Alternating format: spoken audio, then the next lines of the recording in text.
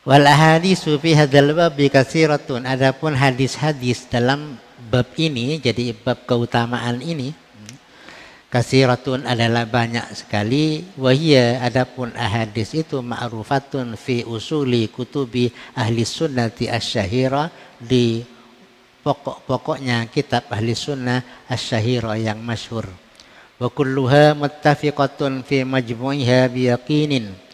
Wa kulluha, adapun semuanya itu muttafiqatun adalah sepakat, fi majmu'iha dengan kumpulan semuanya itu, biyaqinin dengan yakin. Kumpulan semuanya yang mana? Yaitu yang 4 itu. Di hadis yang mana saja, di hadis yang mana saja pasti yang 4 itu disebutkan, ya. Makanya yang 4 itu tidak ragu lagi, betul-betul pemimpin dunia itu, ya, pemimpin dunia itu. Biyakinin dengan yakin, kumpulannya yang 4 itu disepakati dengan penuh keyakinan. Ala anna Maryama wa Khadijata wa Fatimata wa Asiyata hunna afdalu nisa'il alamin. Adapun mereka itu adalah paling utamanya perempuan dunia, radhiyallahu taala anhunna ajmain. Namun wal khilafu bainal ulama'i fi ta'yini ulahunna. Adapun perbedaan pendapat di kalangan para ulama di dalam menentukan paling utama di antara yang 4 itu. Wal muwazanati fil afdiyati bainahunna, dan mengukur keutamaan di antara yang 4 itu. Wa qad ijtahada ba'dhum, dan telah berijtihad siapa sebagian ulama fi ta'yini wahidatin, dalam menentukan salah satu yang paling utama di antara yang 4 itu. Wa takallafat ta'wilah, dan dia berusaha untuk mentakwil, wal jam'a, dan menggabungkan. Tapi kata pengarang ini, wala ara fi dzalik faidatan, itu tidak ada perlu, ya, tidak ada perlunya itu siapa yang nomor 1, siapa nomor 2, siapa nomor 3, tidak usah. Tapi semuanya itu adalah orang-orang pilihan di tingkat dunia, kayak gitu, ya. Tidak ada kebaikannya yang melebihi mereka, itu tidak ada, ya. Kalau umpama berusaha untuk menganggap, oh ini nomor 1, ini nomor 2, itu tidak ada artinya bilang kayak gitu. Semuanya itu, ya, baik dan tidak, semuanya itu adalah yang menentukan adalah Allah Subhanahu wa taala, kan kayak gitu. Jadi masalah baik itu urusan Allah, ya, dari mereka masing-masing itu. Yang penting bagi kita percaya bahwa yang 4 itu adalah manusia pilihan, begitu toh. Ya, cukup siapa nomor 1 terserahlah, itu urusan Allah nanti yang menghitungnya itu, menghitungnya. Wa min khasaisiha asy-syarifah, dan termasuk juga istimewaan Siti Khadijah yang mulia, wa manaqibiha al-munifah, dan akhlaknya, ya, budi pekertinya yang al-munifah, yang tinggi. Anna kulla auladihi alaihi salatu wassalam minha, sesungguhnya semua putra putri Nabi itu, ya, minha, dari Siti Khadijah, illa Sayyidina Ibrahim alaihi salam, kecuali Sayyid Ibrahim alaihi salam. Falam yatakawwan anha, maka dia itu tidak tercipta, ya, tidak tercipta anha, dari Siti Khadijah. Bal an Mariyatil Qibtiyah, bahkan ibundanya itu adalah Siti Mariyatul Qibtiyah, allati ahdaha lahu Muqawqis, yang telah memberikan hadiah kepada Qibtiyah itu, lahu, untuk Nabi, Muqawqis, siapa, gubernur Mesir, ya, ya. Wal Iskandariyah, ya. Waqad waladat li khairil bariyati sittatan minad durriyati, dan telah melahirkan siapa, Siti Khadijah, li khairil bariyati, untuk suaminya yang paling baiknya manusia, sittatan minad durriyati, 6 dari putra-putrinya itu. Jadi putra-putrinya Nabi itu yang paling banyak yaitu dilahirkan dari Siti Khadijah. Itu termasuk keistimewaannya Siti Khadijah dibanding dengan istri-istri yang lain. Malah istri yang lain yang punya putra cuman Mariyatul Qibtiyah itu, namun tidak sampai besar, ya. Sampai besar, yaitu putranya adalah Sayyid Ibrahim. Lainnya itu adalah dari Siti Khadijah semuanya itu. Al-awwalu siapa putranya? Putra Siti Khadijah dari Nabi. Al-Qasimu yaitu Sayyid Qasim. Wa huwa akbarul aulad. Dia itu adalah putra tertua Rasulullah sallallahu alaihi wasallam dari istrinya Siti Khadijah itu. Wa bihi kana sallallahu alaihi wasallam yatakanna bainal ibad. Dan dengan sebutan Qasim itu ada siapa Rasulullah yatakanna itu menjadikan panggilan ya, yatakanna menjadikan panggilan bainal ibadi di tengah-tengah manusia itu, sehingga Nabi itu disebut dengan Abul Qasim karena itu Qasim itu putra tertuanya. Di kunyahnya itu Rasulullah itu kunyahnya adalah Abul Qasim. Ada sebuah hadis bilang man shama yaumasyakki faqad asa Abul Qasim nanti ya. Faqad asa Abul Qasim kan gitu ya. Faqad asa Abul Qasim. Dia orang yang puasa di hari ragu-ragu itu maksudnya apa, sudah tanggal 1 apa belum kan? Ramadan itu kan namanya Yaumus Syakki namanya itu. Faqad asa Abul Qasim, telah durhaka kepada Abul Qasim kan? Soalnya Nabi melarang puasa di hari yang ragu-ragu itu kan kayak gitu.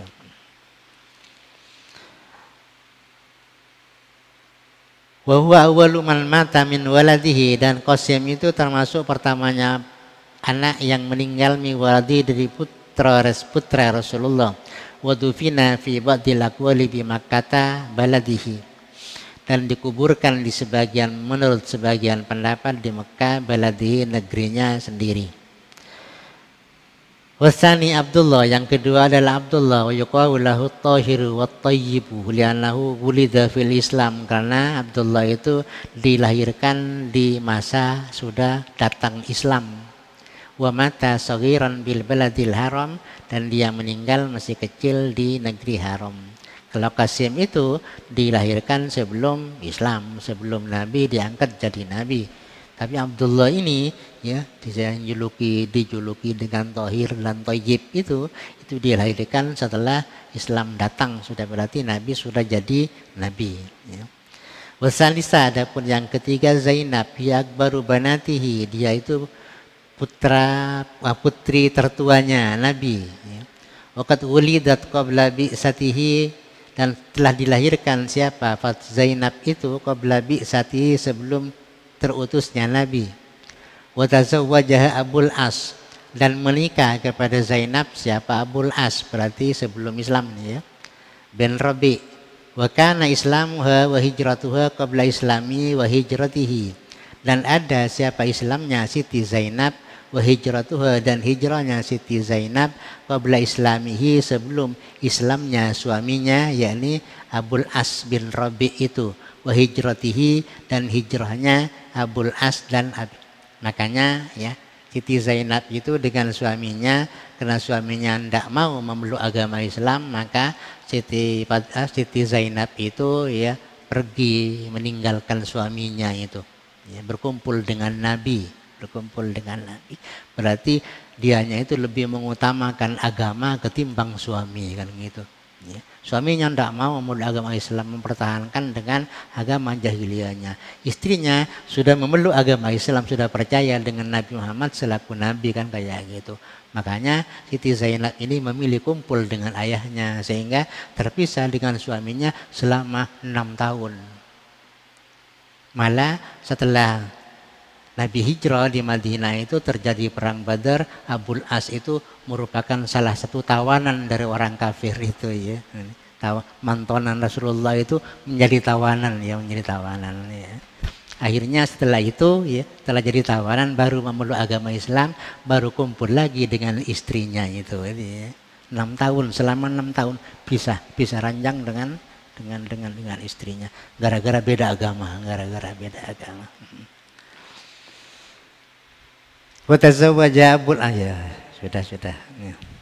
Wa tuwfiyat, dan meninggal Siti Zainab fi awali ami samaniyatin min hijratil Mustafa, di awal tahun ke-8 Hijriah ya, hijrahnya Nabi Muhammad sallallahu alaihi wasallam.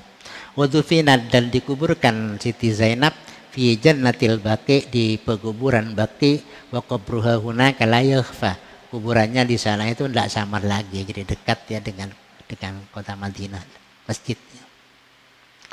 Warabi'atu Ruqayyah, wal khamisatu Ummu Kulsum, yang keempat putri Siti Zainab itu dari Nabi, yaitu Siti Ruqayyah dan juga Siti Ummi Kulsum yang paling akhir putrinya itu.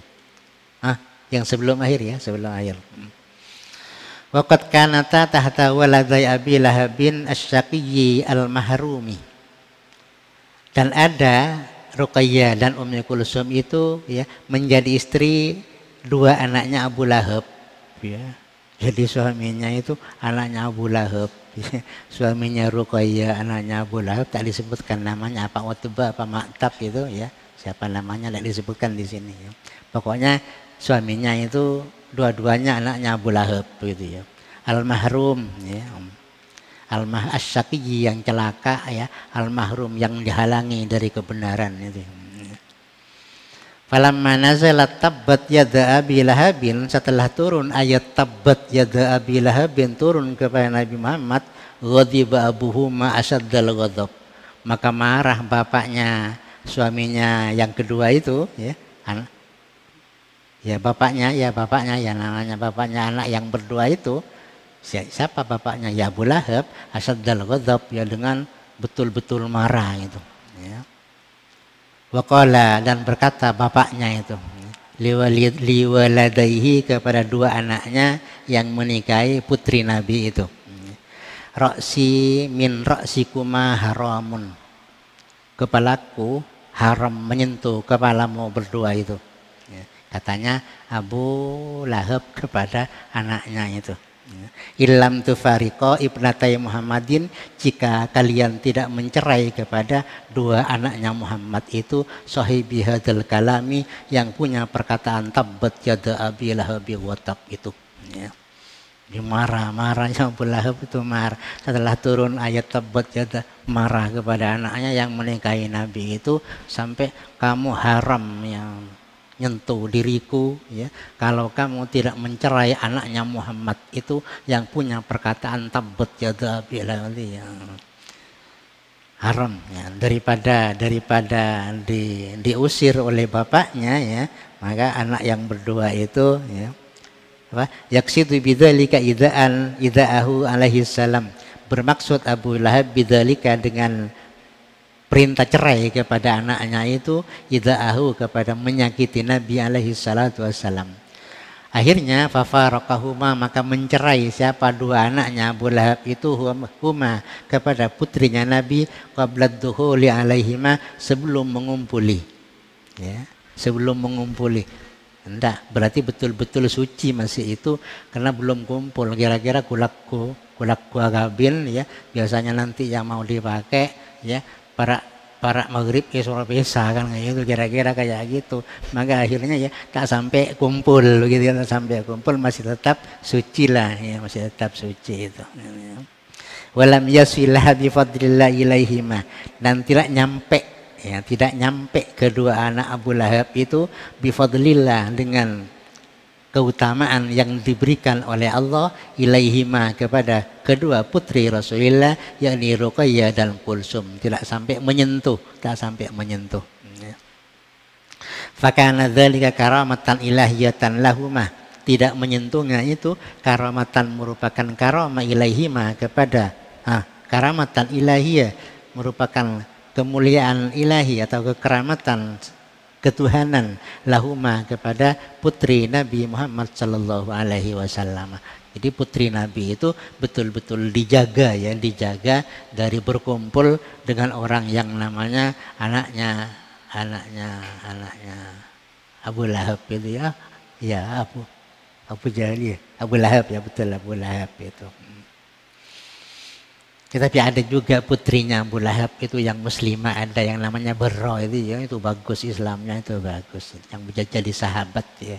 Ada namanya Barra ya, itu anaknya Abu Lahab sendiri, tapi yang namanya Utbah, Atabah dan Mu'tab itu tetap dalam kekafirannya, itu tidak sampai memeluk agama Islam itu, anak laki-lakinya itu.